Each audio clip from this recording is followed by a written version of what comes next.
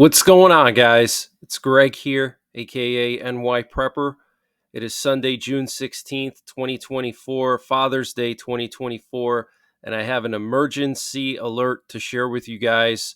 Right now, it is 16:22 Eastern Time here in the United States, and we have some major breaking news coming in from Europe. So, yesterday, we had the Ukraine Peace Summit in Switzerland, in Zurich. About 100 countries attended and 150 plus countries were invited. So this was a huge meeting of the elites. You got to remember that all of the elites meet in Switzerland. Just look at Davos, for example, the World Economic Forum. So this is huge news. But before I get into all of the major breaking news, I want to just say happy Father's Day to all of the fathers out there. Make sure you say happy Father's Day to your dad. Thank your dad for everything he's done for you. So we have some very concerning news coming out of Denmark today, or actually it was yesterday. So the Danish government is telling its citizens to keep supplies and potassium iodide to prepare for crises. Okay, this is being reported by Bloomberg. The government is asking citizens to store food and water for 3 days, and they specifically mention keeping iodine tablets at home. Okay, so this is very, very serious, guys. You know what you need iodine tablets for? Nuclear war. Okay, as far as I know, Denmark doesn't have any nuclear power plants. I know Germany has several, but I don't think Denmark has nuclear power plants. And even if they did have nuclear power plants and some kind of radiation emergency was a concern, they would already have told their citizens years ago when they built their power plants to keep iodine. That's pretty much standard practice. Okay, around the world, governments will tell people living within 30 kilometers of a nuclear power plant to keep iodine pills and have a plan in case the power plant melts down. This is for nuclear war, guys. This is for a potential escalation with Russia. Russia has already put their tactical nuclear missiles on full combat alert. They've done these tactical nuclear exercises, which they're now in the second phase of doing with Belarus. And also, most recently, they included their Leningrad military district in their second phase of quote unquote exercises. Okay, and the Leningrad military district borders Finland and the Baltic countries. Okay, so that means Russia now has tactical nuclear missiles positioned along the border with Finland and the Baltics, in Belarus along the border with Poland, and then in southern Russia along the border with Ukraine. So this is very, very serious, guys. And Putin gave his final warning to Ukraine and NATO this past week. And I do believe that Putin is going to use the tactical nukes on Ukraine. And this is going to cause a massive escalation. And I think we're going to see Europe send their forces into Ukraine as a response to the tactical nukes being used. And they're going to start bombarding Russian forces in Ukraine as a response with conventional weapons. Okay, but this is a huge red flag. We've already had Sweden, Latvia, and several other European countries tell their citizens to prepare, and Sweden and Latvia released very comprehensive survival manuals of up to 100 pages long for their citizens in the last 2 months. A lot of these survival manuals actually focused heavily on finding fallout shelters, specifically Latvia. Their survival manual focused on nuclear war survival as one of the first topics in the manual, and we went over that in detail in a live stream about a month or two ago when it was first released. But this is huge news, guys, okay? More and more European countries telling their citizens to prepare for some kind of a crisis.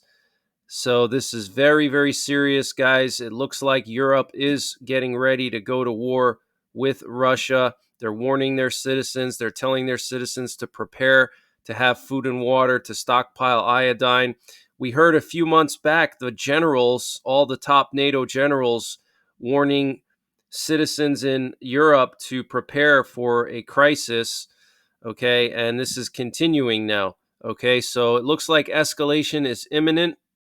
And this update was sponsored by My Patriot Supply. Guys, My Patriot Supply has all kinds of prepping and survival products, from potassium iodide to emergency food to water purification, solar generators, everything you can imagine in their general store. And they have special discounts set up just for you, the viewers of NYPrepper. And to get those discounts, you got to use my link, preparewithnyprepper.com. The link is in the description below this video. And once you get to that site, you got to look for the My Patriot Supply logo. You click on that logo and it'll take you to their general store. And right now, they're actually doing a $50 discount on the Grid Doctor solar generator. But they have all kinds of discounts here on emergency food, water filters, bug out bag items, potassium iodide. They're actually selling potassium iodide for $10 a bottle with 60 pills in each bottle. That is such a good deal, guys. Normal price, $25 a bottle. So you get yourself a few of those bottles and you have enough potassium iodide for several families. So use the link, preparewithnyprepper.com. And remember, when you get to that page, click on the My Patriot Supply logo to access the general store with all of the discounts. So wanted to share this with you guys. We currently have U.S. nuclear forces on high alert over the United States. We have, first of all, a sub-hunter plane off the coast of Florida, keeping an eye on the Russian sub and the Russian warships in Cuba. We have 3 Boeing E-6B Mercury nuclear war command and control planes in the air right now.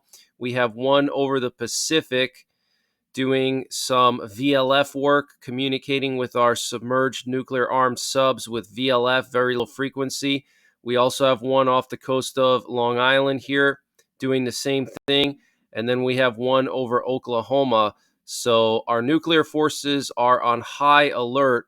This is very unusual for a Sunday afternoon, especially Father's Day.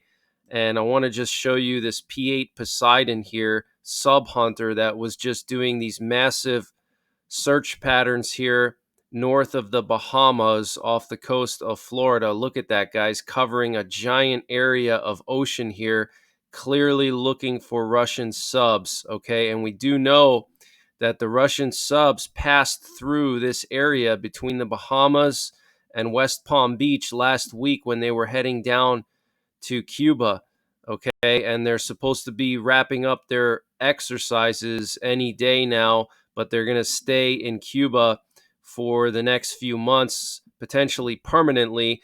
Now, in response, the U.S. deployed a sub to Guantanamo Bay, Cuba, and also Canada deployed a warship to Havana.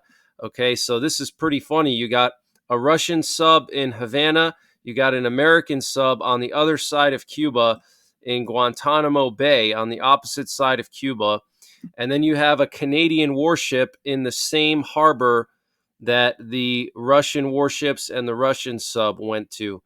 Isn't that crazy? Okay. I mean, they could just start lobbing missiles at each other in the same harbor or, over the entire island of Cuba. I mean, that would be insane, but that could happen. Okay. But this is very, very serious, guys. Tensions are at an all-time high. Here's the nuclear war command and control plane near the Georges Bank. Here we have another nuclear war command and control plane over Oklahoma. And then here we have another one off the coast of California. And we do have some emergency action messages, nuclear attack options picking up this afternoon. Here's one strange one that had this echo in the background. I want you guys to listen to this. This is the first time I've ever heard an echo like this while they've been transmitting.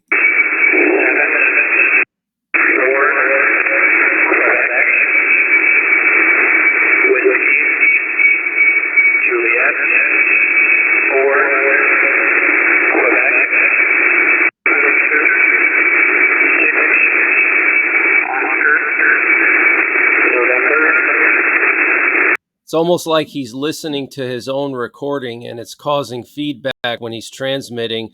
We had a presidential doomsday plane fly from Offutt Air Base to Dayton, Ohio, where Wright-Patterson Air Force Base is. This was last night and earlier this morning.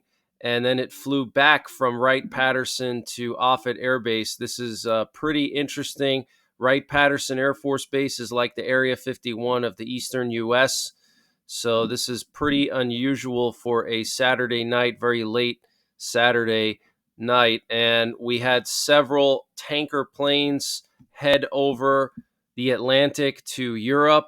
So they're obviously preparing for some kind of escalation by moving more tanker planes into the theater. These planes are responsible for refueling bombers and fighter jets in the middle of the air.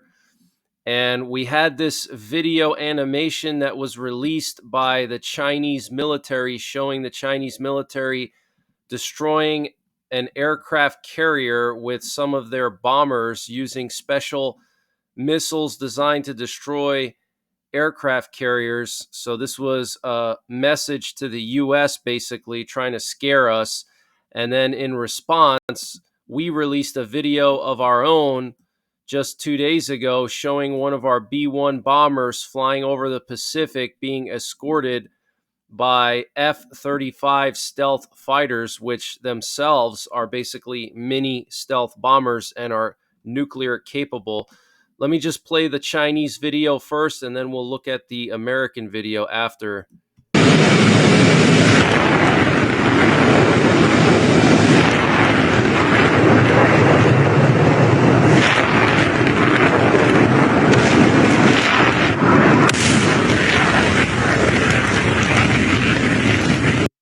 So here you can see this special missile designed to destroy an American aircraft carrier.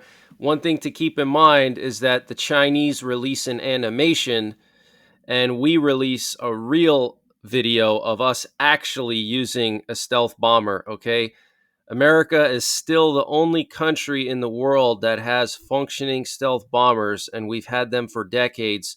China and Russia are just now trying to develop their stealth fighters and their stealth bombers, but they're not actually operational, and they've run into a lot of issues with tests, okay? So just keep that in mind.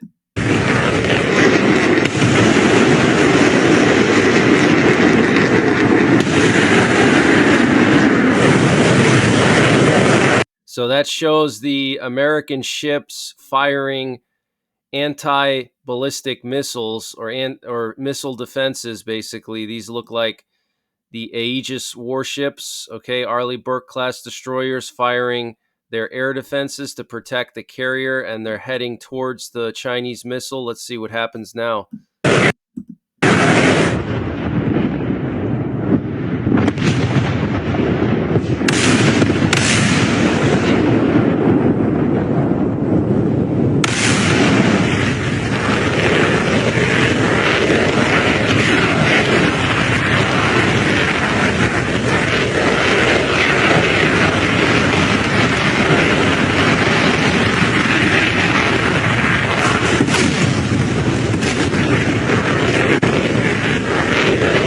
So they appear to show the American Aegis missiles missing the Chinese missiles somehow. The American air defenses are unsuccessful in shooting them down. Looks like some of them get shot down. They show one of the Chinese missiles getting hit, but most of them survive and hit the aircraft carrier. So there's 2 Chinese missiles that get hit, and then there's 3 more heading towards the carrier.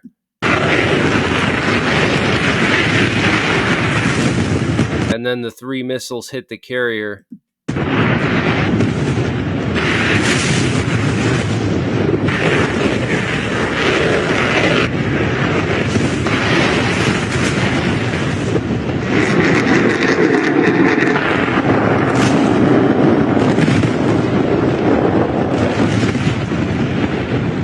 So pretty interesting, and that was released by the Chinese government. And then here we have a video released by the U.S. military showing them flying a B-2 stealth bomber which is part of our nuclear arsenal, and several F-35s escorting it over the Pacific.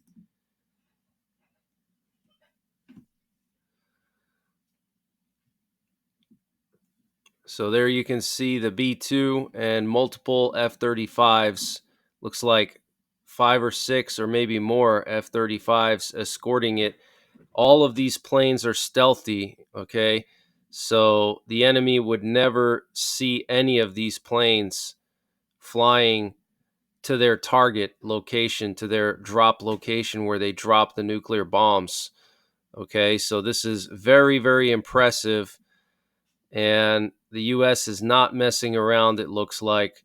So we'll have to keep an eye on the Asia region.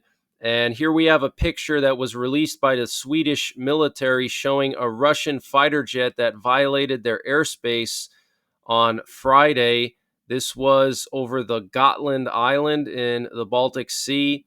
And subsequently, after or right around when this happened, we had a U.S. sub-Hunter plane looping over the Gotland Island. Several Polish Air Force planes flew to the Gotland Island, and there was just a ton of activity around that island right around this time. So very interesting, but this is serious, guys. The Russians literally flew into Swedish airspace, okay, over the Gotland Island, and the mainstream media is not talking about it. This is extremely serious. And here we have some pictures coming out of northern Norway showing a bunker where NATO has moved their F-35s.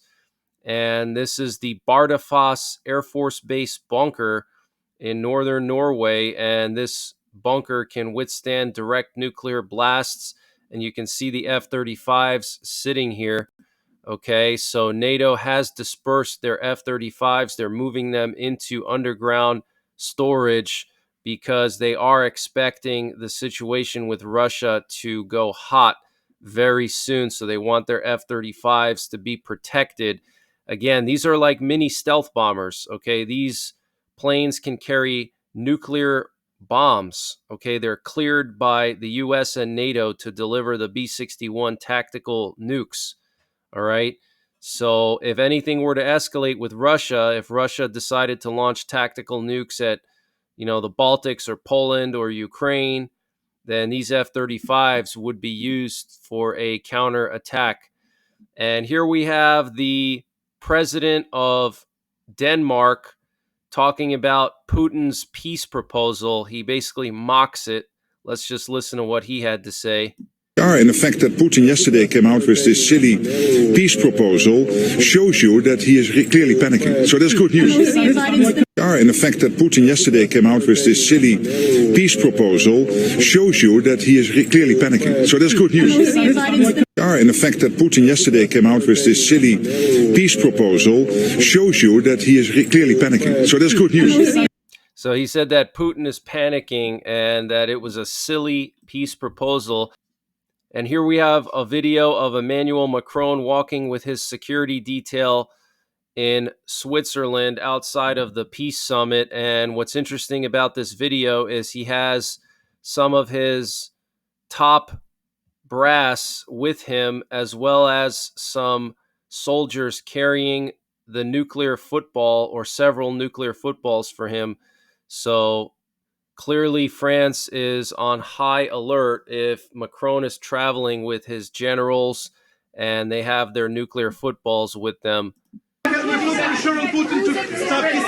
So here you can see these 3 guys here with suitcases, actually 4 guys with suitcases. So these could all be nuclear footballs of some kind.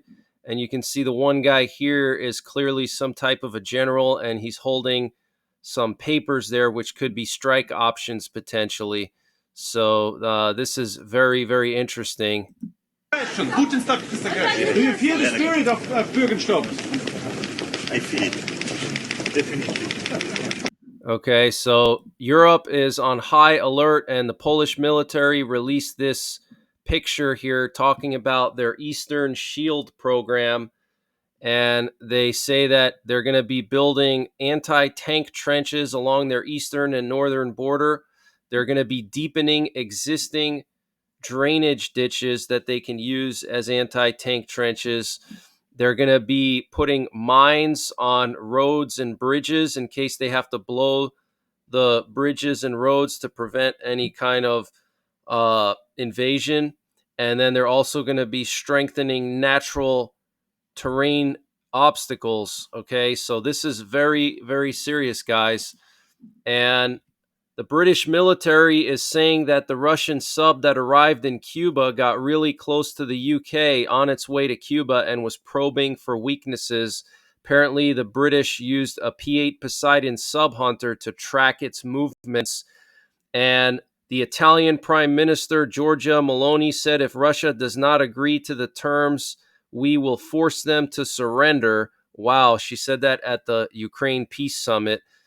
And Russian proposals for its war in Ukraine were not discussed at the Ukraine Peace Summit, said German Chancellor Olaf Scholz. And a U.S. MQ-4C Triton reconnaissance drone patrolling the Black Sea last week crashed off the coast of Romania, and now NATO helicopters are searching for it.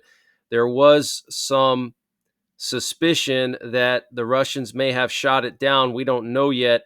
And even if they did, NATO would never admit to that. Okay, just like when the Russian missiles flew into Poland and they said it was a Ukrainian air defense missile that went stray, which is just complete BS. And the German newspaper Bild is reporting that the UN has been funding the training of Iranian nuclear scientists in Russia since 2008. Wow. So very concerning, very weird. Okay. And Sudan and Russia have reportedly agreed to establish a Russian Navy base near Port Sudan on the Red Sea. And this is following in lockstep with Bible prophecy, okay?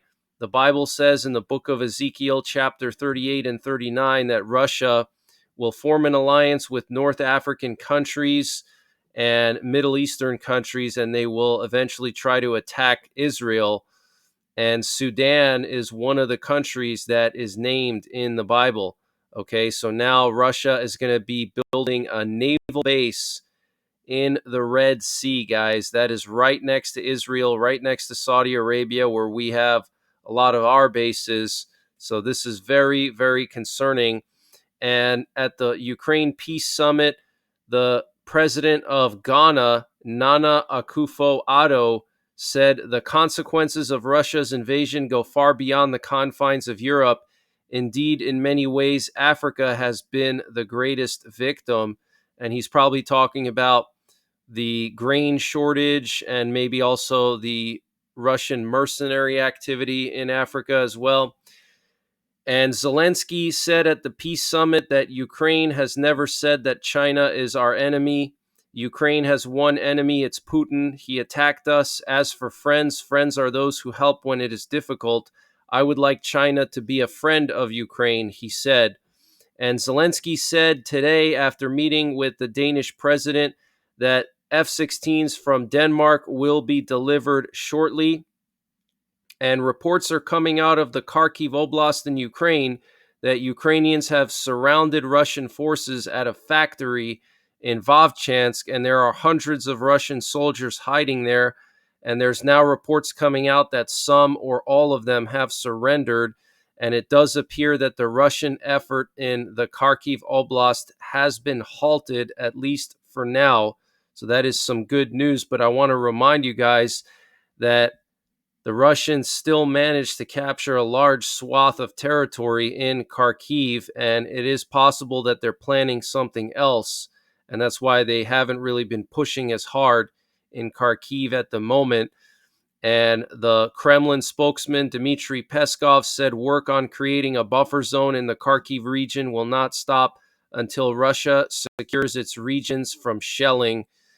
And Ukraine has officially unveiled an entirely new branch of its military that specializes in drone warfare called the Unmanned Systems Forces, setting a global precedent. This would be the first country in the world to dedicate a separate branch of their military for drone warfare. And we've seen how Ukraine has mastered drones in their fight against Russia. And Finnish President Alexander Stubb called on China to use its influence over Russian President Vladimir Putin to help end the war in Ukraine. And 80 countries, including 4 European institutions, signed a joint communique at the Ukraine Peace Summit. So I don't know what this communique is, but they did sign some kind of peace deal, I guess you could say, or their stance on Ukrainian peace with any negotiations with Russia. And so that was 80 European countries. And a man in Hamburg, Germany, attacked German police with an axe today at the Euro 2024 fan zone during the match between Poland and the Netherlands. And the Israeli Defense Forces announced today a unilateral ceasefire in the Gaza Strip in honor of the Feast of Sacrifice, which is a Muslim holiday. And as of last night, there were no attacks in the Gaza Strip, and Arabs do not report any military activity in the Gaza Strip. So a lot of people trash Israel and say that Israel is, so evil, and, they're persecuting Muslims and all this stuff. But here they are allowing Muslims to pray on one of their big holidays. Okay, they didn't have to do that. And most countries, when they're at war, they don't stop for holidays. Okay, they just keep going. And reports of some Syrian opposition forces taking control of a small part of Syria are coming in now.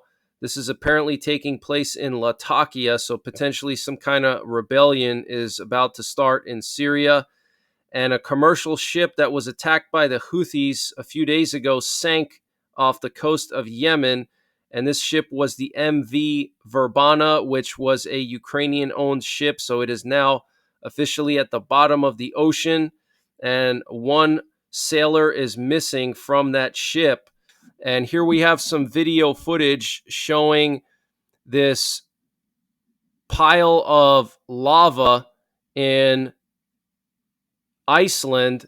This is near Grindavik. This volcano has been active for the last 6 months or so. It erupts every few weeks. Look at all this lava here, guys, just hardened up, and it has completely blocked this main highway, but it just absolutely covered this whole area here. Look at this, guys. Absolutely insane. So the volcano there near Grindavik is still active. We have to monitor it. It's already erupted like 3 times in the last 6 months. So I'm going to keep watching this area and keep you guys updated if anything happens. But we have to keep an eye on the volcanic activity and the earthquakes, because in addition to all these wars and rumors of wars, we also have the pestilence now with the bird flu. And now we have volcanoes and earthquakes picking up. Okay, we had that freak earthquake in New Jersey a few months ago. It was like a 4.3 in New Jersey, absolutely insane. And we currently have a tropical depression about to form in the coming days near the Yucatan Peninsula, and it's going to head up to the Gulf of Mexico near Texas. Okay, so in the next few days, Texas could be in the line of fire, and they could get some pretty serious flooding. So I'm going to monitor the situation here with this system, and I'm going to be monitoring the hurricanes this year, as I do every year. And if there's any landfalling hurricanes, I will do 24/7 live coverage. But this hurricane season is expected to be the most active in several years, okay? Because we're going into a deep La Nina, which favors landfalling hurricanes along the eastern seaboard of the United States. So that's pretty much it for this one, guys. I might be back later on tonight with more breaking news. If not, I'll be back tomorrow, and I will be doing some live streams this week. But enjoy your Father's Day. And until next time, take care, God bless, and don't forget the 3 Ps: prepare, practice, and persevere. Culinary out.